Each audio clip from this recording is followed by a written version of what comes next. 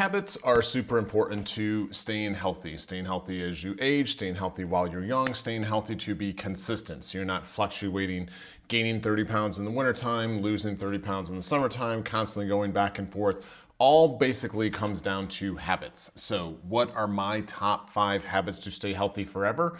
Well, we are going to dive into the simplest, easiest ways so that you guys can just be consistent. Consistent makes results, results makes you happy. So let's find the best ways to do that for you. First habit is going to be getting a Post-it note and a pen. Why? Because we as humans are very visual people. We need to be able to see things to be reminded all the time.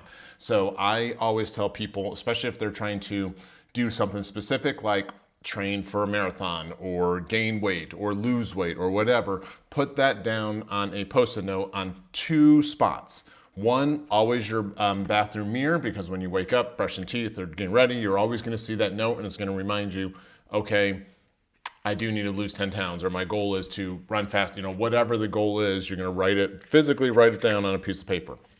Second spot is going to be your most common or troubling spot. So if you're a snack eater, I'm going to tell you to go put it on your fridge or your pantry. If you are super busy, I'm going to tell you to put it on your car steering wheel so you see it every time you're in the car that you have to do whatever it is, get to the gym, or remind yourself as to why you want and wrote down this goal. Because you write down a goal for a reason. So we want to maximize your effort into that reason.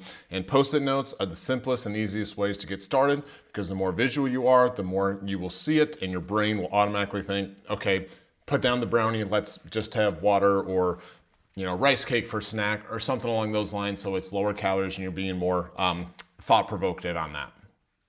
The second habit is to have a morning journal. So I have the Freedom Journal. John Lee Dumas is a great friend of mine, and he wrote this one, but there's 5-minute journals. There's just this blank piece of paper. But either which way, the more you can be consistent with the journal to write down what you're thankful for, write down what you want to get accomplished for that day, and then write down how you're going to do it. Again, we as visual humans, we're 67% higher chance of doing something if you write it down than if you don't. So if you follow, a journal that has a plan already figured out, or if you want to just use paper, that's fine.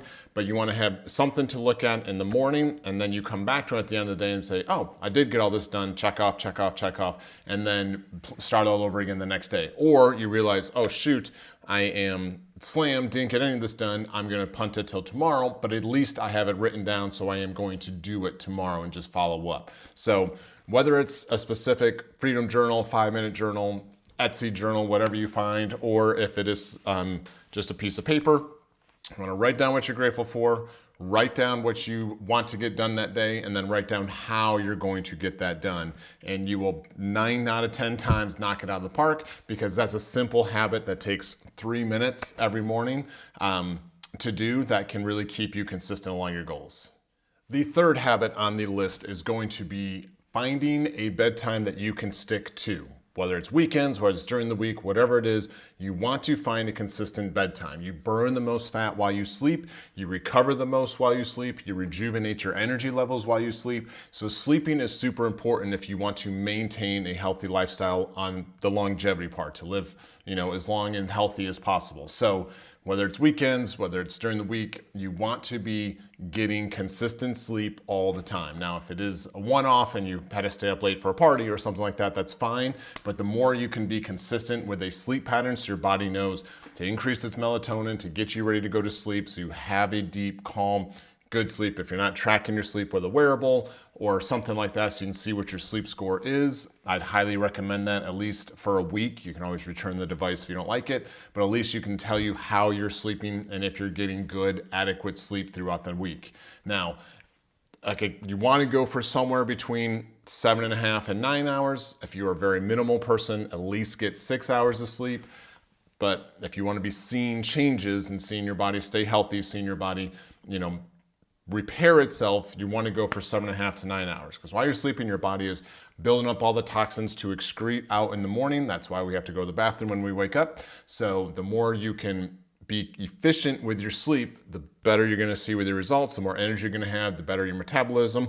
All of the positive things come from sleeping. So find a bedtime, Try to stay with it. If it's on weekends, you gotta change it, that's fine, but just don't make that a habit. Try to be as consistent as you can with sleep. So I'm pretty sure everyone out there has a smartphone, whether it's Android or Apple. Either which way, we want to use a tracker. So the best habit to have when you want to gain weight or lose weight is going to be tracking your food for 1 week. That'll give you an easy enough time to see where am I at with my food calories, because you're always going to gain weight or lose weight based on calories. Everything else plays a piece to that, but you gain or lose weight based on your food. So let's do that smart with, your smartphone. So whether that's, I like the Lose It app, there's my Fitness Pal, there's plenty of apps that are out there to track your calories. It might be annoying for a week, but if you're eating pretty consistent foods and the same foods over, it's easy to keep putting in those things and seeing what you need to fine tune. Whoa, I didn't realize, this burrito had 1,000 extra calories. I didn't realize this drink had 200 extra calories. Somewhere along those lines, you can start to make and fine tune your selection.